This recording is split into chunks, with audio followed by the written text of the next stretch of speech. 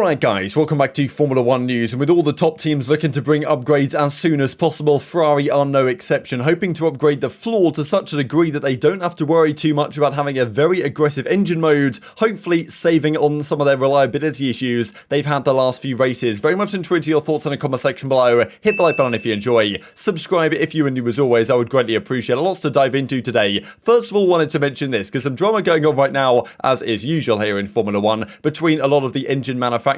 Red Bull and Porsche, you guys might know about the deal, the agreement they've apparently come to for 2026 when the new engine regulations come into effect, where Porsche are effectively going to produce the engines for Red Bull, partner up with Red Bull powertrains, whatever the case might be. Apparently even Honda want to get back involved now in Formula 1, so it's all a bit of a mess to be honest. But we know that Audi also is looking to partner up with, we believe, the Sauber team, right, to Alfa Romeo Sauber is going to be Audi Sauber maybe going forwards. But yeah, the existing engine manufacturers, the likes of Mercedes, Ferrari, Renault, like being Alpine, are not particularly happy, apparently, about these engine manufacturers coming in, right? Why would they be? If you have the monopoly, right, or the, oligopoly or whatever, over the engines in Formula 1, then you're not necessarily going to be so keen to allow other engine manufacturers in on a level playing field. So they've denied that they're kind of effectively trying to restrict these new engine manufacturers, Porsche and Audi, coming through, but it does seem like they're at least trying to do something. So this is the rumour has it right now, because the surprise was that going into the Austrian Grand Prix, it seemed to be the perfect venue for Red Bull to announce this Porsche deal. Like that were the rumours just before the race, right, that weekend they were going to announce this big deal for 2026, and it was all going to be a big song and dance at the Red Bull ring.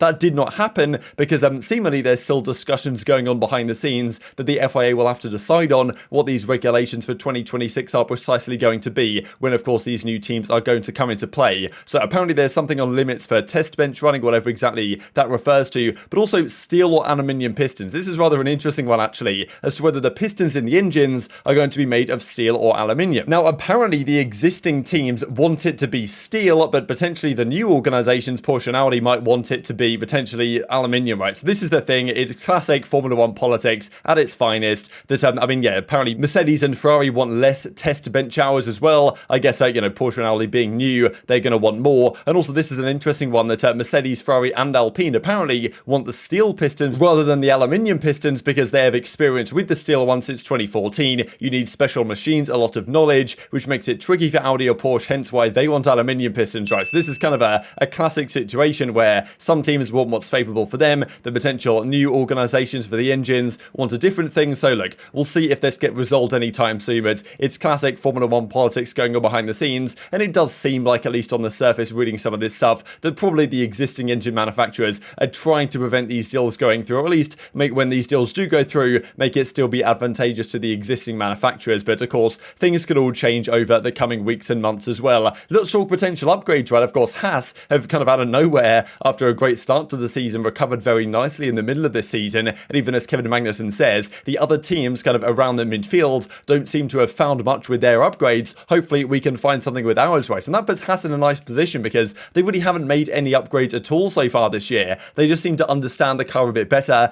dialing the setups a little bit better, and it seems like Aston Martin making massive changes have taken a long time, if they're even going to achieve it at all, to actually understand their new car, right? They spent several months with their, well, a couple of months at least with the previous version. They bring in the green Red Bull, and now it's kind of back to square one to understand like how to get the best out of that car, whereas Haas have obviously discovered that, and they've also got, I think, in one big upgrade package they want to bring in, so not exactly sure when that's going to arrive, but so Haas looking to try and get to the front of the midfield. It's going to be tough. Alpine, I think, is certainly the most competitive of the midfield bunch right now, but if Haas can be like the 5th best team fighting with McLaren, like that would be an exciting story for sure. Now at the front of the pack, it's all this talk about Mercedes. Will they be back at the French Grand Prix? It's a smooth circuit, a lot of fast flowing corners, could suit the W13 rather well if the porpoising issues have been dialed out, as they do seem to be, and also further upgrades coming every single race. Ferrari believe their performance deficits, like of course at the start of the season they talked about, especially after Imola, that like the performance deficit to Red Bull did seem to be there. It was a 1-2 of course at Imola, like the sprint race went well for Verstappen towards the end of it, and then in the race itself it was a 1-2, then they followed up with that at Spain as well. But of course in the last couple of races, especially most recently at Austria, it was actually the Ferrari that seemed to be the stronger car, until of course the engine failure that was suffered for Carlos Sainz. So the rumour has it right now that in order to compete on the straight line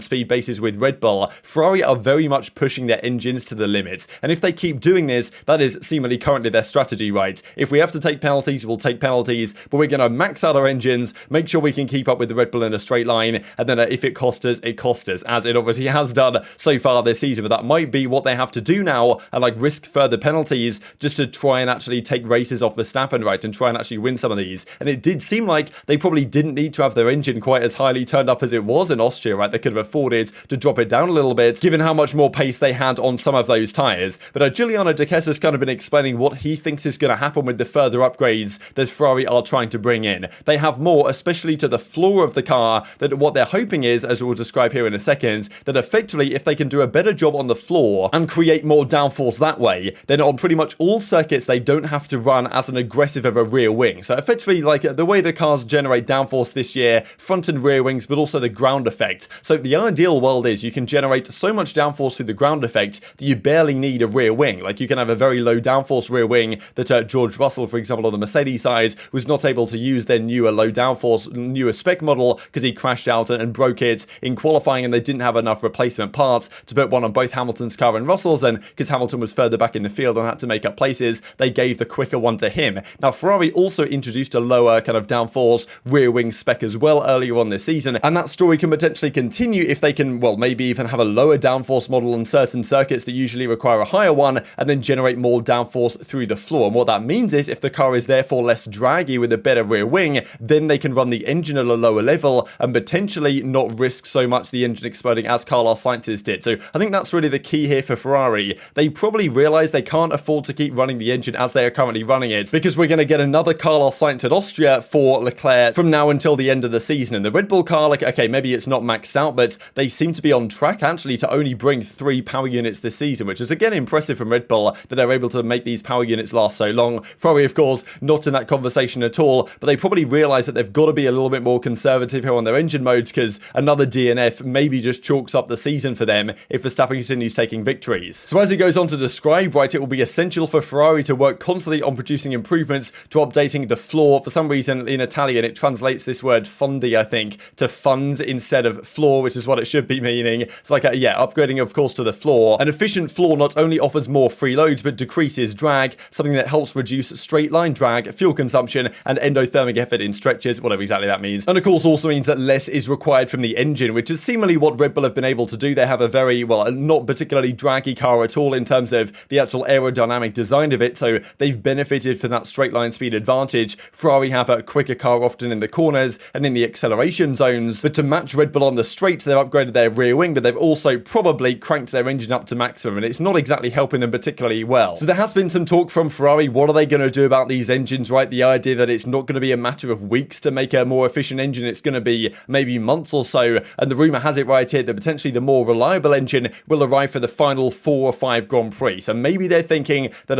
effectively, whatever it's going to be, the 5th or 6th power unit that's going to arrive for the final few Grand Prix is going to be a much more efficient one, maybe with better ERS as well, technology. We talked about that with Mercedes, the potential engine upgrades that they are making there as well, to have a more powerful engine but also a more reliable engine. That's what Ferrari are planning for the last few races, but they've still got another, 6 races until then, until the final few races of the season, with potentially a better power unit. And until that point, they can't really afford to keep maxing out this engine, because if Charles Leclerc has 1 more DNF, 2 more DNFs, like engine related issues, then probably the championship is over, right? So they really do need to think about this. And as is described right here, the latter strategy for now has been chosen, which is the one where they max out the engine, trying to limit the damage, like we're not preserving the engines at all, but only in free practice. And certainly if the F175 continues to increase overall performance of the package through upgrades, as in floor upgrades, rear wing upgrades, whatever, then it might allow itself more cautious power management. So that, I think, is the key for Ferrari. That's what Giuliano De Chess believes they're currently working on in terms of their upgrade plan going through the next few races. They've of course got the summer break as well to think about things. And I wanted to mention this as well on the topic of Ferrari, just because there might come a point, and even Mattia Binotto has said that it's a delicate matter to talk about, well, let's just say team orders, but it does seem to be getting to a point, I think many people have said this for quite some time, that if Ferrari realistically want to beat Verstappen, like Red Bull's position is relatively clear. They don't say that Verstappen's the #1 driver publicly, but it's very obvious in all the decisions they make. Like, don't look at the words, look at the actions. Like, Verstappen is their #1 guy, Perez is the support crew. That's how they've done it, and that's how, you know, they've had the success that they have had. Ferrari don't seem so keen to do that. They maybe don't want to, like, offend Carlos Sainz or whatever, but the fact of the matter is, Leclerc is the one now in the better position to win this championship. And while Sainz is probably a more consistent driver in terms terms of results, like if Leclerc was given the keys as their number one driver, then that's probably their best bet, right? So it is an interesting one for Ferrari to make this call, because they don't want to do team orders necessarily, but he does agree that at some point it's going to be necessary, and honestly, now might be that time, because you can't afford to give up any more points by, firstly, bad strategic calls, but also if the time comes to it, do you swap around the two drivers at the front of the grid if it means giving a better opportunity to Charles Leclerc, especially now Sainz has actually won a Grand Prix, which might be something in consideration as well. And just to mention this as we close out the video, the 300 race club will be breached by one more member this upcoming weekend. Lewis Hamilton will join and have his 300th start when, this weekend begins in France. Rubens Barrichello, Michael Schumacher, Jenson Button, Kimi Raikkonen and Fernando Alonso, the only 5 members right now. Sebastian Vettel will probably be the next member to join. I believe by the end of the season in Abu Dhabi, he will have, I think he's currently on 289. By the end of the year, he'll be on 300 precisely at the Abu Dhabi Grand Prix. But I believe that's only 300 starts. I think there was one Grand Prix and maybe, I don't know exactly, it was a few years ago when I think Vettel was at Ferrari when his engine blew up or he had some sort of failure on the formation lap. So he entered the Grand Prix but wasn't able to start. So I believe he's only had 288 starts, 289 entries. So if he does make it to Abu Dhabi and then retires, like, do you consider him joining the 300 club or did he not? He drove 300 formation laps, I suppose. But I mean, yeah, definitely intrigued to your thoughts and all this stuff in the comment section below. Hit the like button if you enjoyed. Subscribe if you're new as always. Take care of yourselves and I'll see you next time.